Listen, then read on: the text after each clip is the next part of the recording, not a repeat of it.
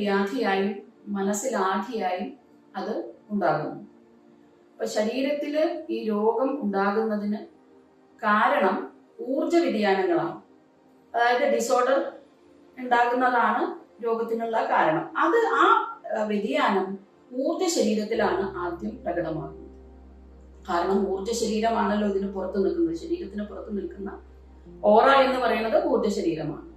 അപ്പോൾ ആ ഊർജ ശരീരത്തിൽ ഈ രോഗത്തിനുള്ള കാരണങ്ങൾ അവിടെ തന്നെ പ്രകടമായി നമുക്ക് കാണാൻ കഴിയും.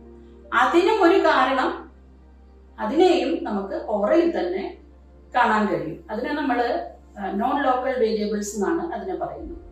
അപ്പൊ സാമാന്യമായ രോഗങ്ങൾ ശരീരത്തിൽ ഉണ്ടാകുന്നതിന് ലോക്കൽ വേരിയബിൾസ് ആണ്, അതായത് അന്തരീക്ഷത്തിൽ ഉണ്ടാകുന്ന വ്യതിയാനങ്ങൾ, എന്താ പറയാ, നമ്മുടെ ശരീരത്തിന് ഉള്ള ശരിയായ ആരോഗ്യത്തിന്റെ കുറവ്, ഇതൊക്കെ വരാം.